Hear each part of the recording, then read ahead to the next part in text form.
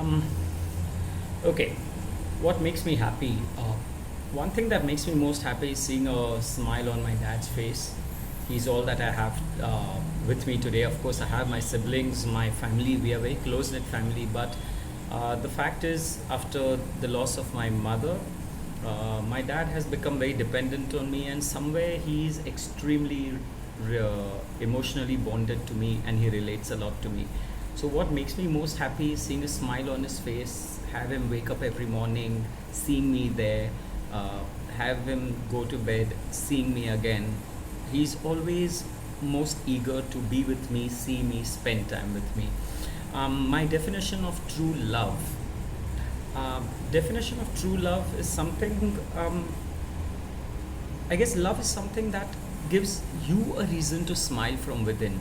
That reason that comes from within when you do something for somebody because you know that it's going to be appreciated, you know it is something people will like, you know that it's something people want. So when you do something somebody wants for somebody who appreciates it and you're doing it from your heart, that is a definition of true love. It can be to anybody, it can be to your parents, your siblings, your spouse, your girlfriend, your dog, your plants.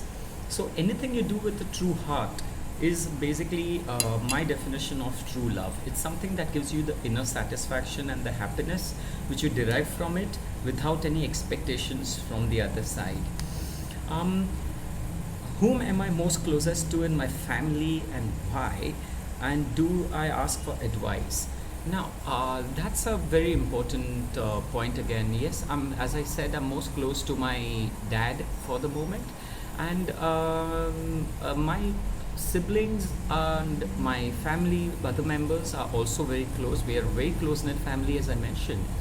But I'm most close to my dad because I and my dad stay alone, and I uh, um, relate a lot to him and he relates a lot to me for everything. So I, yes, do ask him for advice and other things, but unfortunately the problem is that the kind of advice we need for the kind of issues which exist today is quite different from what he has been experiencing or has experienced in the past. So it's quite a different concept when you talk about how often can we ask him for advice. Um, the craziest things I did inside and outside were school friends. I've always been a very good boy, to be really honest, during my school days, as unbelievable as it sounds. I used to be found only in the library or reading a book somewhere or sitting in class with my head down. But yes, I have been a naughty boy also. I have certainly gone around playing pranks. I remember tying up shoelaces of my friends the most quietly without them knowing and watch them trip and fall. But then I also felt very bad for it, and every time, it was like I got punished for it also, which is the stupidest thing to do because I would go and confess and say, I'm so sorry, I saw you, I'm sure you got hurt and it must have been really nasty. But apart from that, I don't quite remember playing any naughty pranks on people when in school. I have been naughty once I've stepped out into the modern world. Uh, if you ask me what's the most important thing that the world needs now, I would say currently the world needs a complete makeover, a complete cleansing, and it needs a complete riddance of religion and politics. Religion and politics are the two things in the world which divide the countries, which divide people within a country, and which unfortunately sets you apart and keeps on always getting two people to be one against each other or just have differences between them. Um, is there anything I would like to change about myself? I think I'd like to change my temperament. My I am extremely emotional. I need to change that about myself. I get hurt very fast. I have a very little, I have very low, I've got a very bad habit. I'm not very social. I don't really keep doing the chamchagiri or the patronizing, which is very essential being in the field we are in.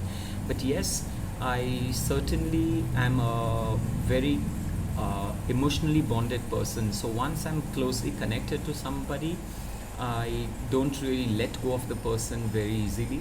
And so when I am sort of let gone of, it's a very big emotional disturbance to me. So what I need to change about myself for sure is my emotional connect with everything and being very trusty about things and people too soon, too fast. Is there, which I personally do feel that arranged marriages are something which are much better than love marriages. Arranged marriages have an aura of mystery. Every day is a new chapter. There's nothing you actually expect or know of your partner. So it's a lot you get to learn and enjoy about in arranged marriages. As in regards with love marriages, there's a lot of love and bonding and feeling of happiness or whatever before marriage, no doubt, but it also gives rise to a lot of expectations. And I have often noticed that a lot of love marriages seem to be undergoing a big issue post marriage, because it's usually a case of, I didn't know that, you never told me, you were not this before marriage, and things have changed so much after getting married, and so on and so forth, which is what I believe is got the reason of expectations. We have expected too much from people.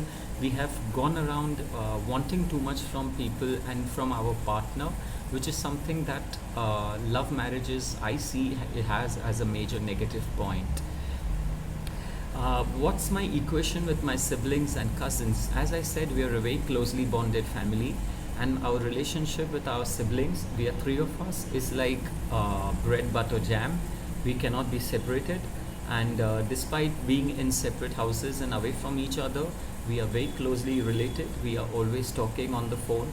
We always discuss, share everything, be it material, be it talks, be it anything. We take advice from each other, and we always, as we say, are one united family. The most embarrassing moment in my life, um, I think I should say the most uh, embarrassing moment in my life was when I actually fell down flat in. Uh, I stepped actually inside a gutter. I didn't know that there was a gutter in a dark lane, and it did not have a lid or anything. And we had actually stepped waist deep into that gutter. We just walked into it, and it was just the, I don't know, it was just like the affection of the people around in the area who immediately got us out. In fact, they actually showered us with pipes and they cleaned me up. They actually showered me with water till my waist and got me cleaned up. Of course, they offered me clothes also, which I refused to wear. This was way back in Jaipur, and this was most embarrassing for me. But yes, I finally got back to the hotel. We were quite dry by the time I got back, but I undoubtedly had to throw away my clothes. I just couldn't bear the idea of bringing it back here. It was too stinky, and definitely there was no way I could have brought it back with me to Bombay. The best and worst things about having a smartphone and social media. Well, smartphone is more like smartphone and social media is something that is most essential today, but it also entirely disrobes you, removes. It's virtually like removing your clothes and getting you naked in public. You don't have a private life anymore. You're most easily accessible to everybody. You are expected to be accessible to everybody, and there's almost virtually nothing you can really hide from people. It's like if you don't have particular social apps and things inside, then there's no sense having a smartphone. And at the same time, without having a smartphone and the social apps, in today's times, you wouldn't really be able to exist much or be able to correspond or relate so essentially. So, putting it simple, smartphones and social media is most essential, but yes, it has completely raped our lives. Thank you.